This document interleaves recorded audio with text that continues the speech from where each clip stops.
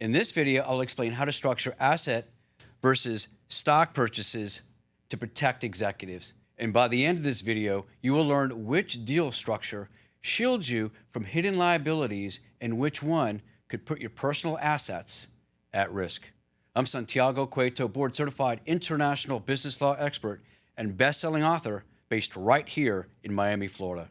And I've helped executives navigate hundreds of acquisitions, and the structure you choose can mean the difference between sleeping soundly and facing lawsuits for problems that you didn't create.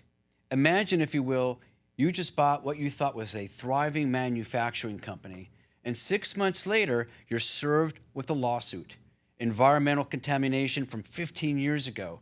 You had no idea. The previous owner is nowhere to be found. Now you're on the hook for millions of dollars in cleanup costs. This nightmare happens more often than you think, but here's the thing. It was completely avoidable.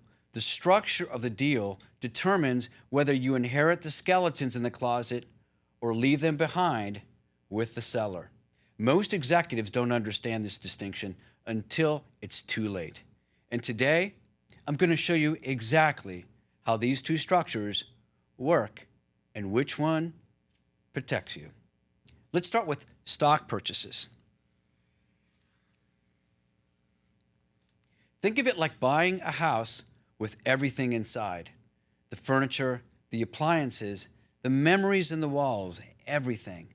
You become the new owner of the existing legal entity.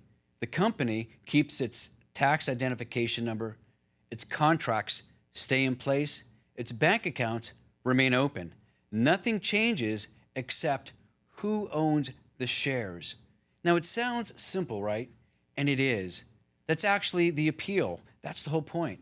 Contracts with customers don't need to be reassigned. Licenses and permits typically transfer automatically, and employees stay employed without new paperwork. It's a clean handoff. But here's the critical part. You inherit everything, the good and the bad. Every lawsuit, every warranty claim, every environmental issue, every tax dispute, whether you knew about it or not. The company's history becomes your history. That environmental contamination I mentioned earlier, in a stock deal, it's your problem now. The company is liable. You own the company, therefore you're liable. Now let's talk about asset purchases. This is where you can cherry pick what you want. You're buying specific assets and assuming specific liabilities and nothing more. Think of it like buying items at an estate sale. You choose the antique desk. You choose the vintage lamp. You leave the broken furniture behind and the junk in the basement. In an asset deal, you create a new legal entity or use an existing one. Then you purchase specific assets from the seller's company. Maybe you buy the equipment, the inventory, the customer list, the intellectual property. Now, if you're finding this valuable so far, do me a favor and hit that like button right now and subscribe to this channel. I break down complex business law topics like this every single week. And trust me, you'll want to catch the next one. All right, here's where asset purchases shine for executive protection. You generally don't assume the seller's liabilities unless you specifically agree to it. That old lawsuit, not your problem. That tax dispute, still the seller's headache. And that environmental contamination, they own it. There are exceptions, of course. Some liabilities transfer automatically by law. Certain employee obligations can follow the assets. Tax liens on specific property transfer with that property. And if you're not careful, courts can find you essentially bought the whole company and just called it an asset deal. But when structured correctly, an asset purchase creates a firewall. Your new entity starts fresh. Clean history, no hidden surprises. Stock purchases don't give you this protection. You step into the seller's shoes completely. Every decision they made is now your burden to bear. And this is why sophisticated buyers almost always prefer asset deals. Yes, the more complex. Yes, they require more paperwork, but the liability protection is worth every extra hour of legal fees. All right, so what does this mean for you as an executive? Well, if you're buying a company, push for an asset purchase whenever possible. Your lawyer can structure it to get everything you want while leaving the liabilities behind. The seller will often resist.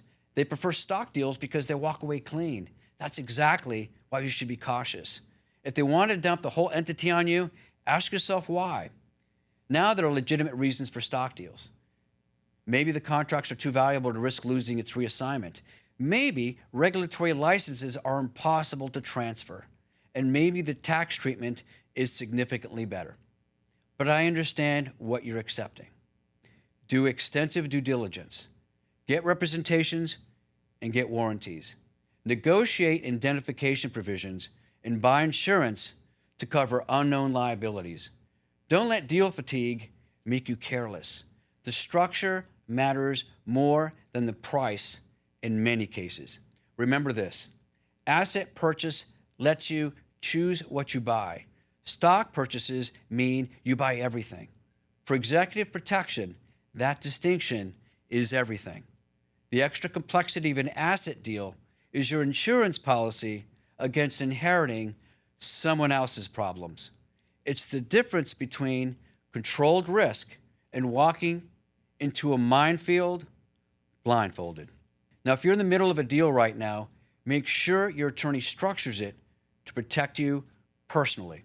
And if you found this helpful, give this video a like and subscribe to my channel for more insights on protecting your business interests.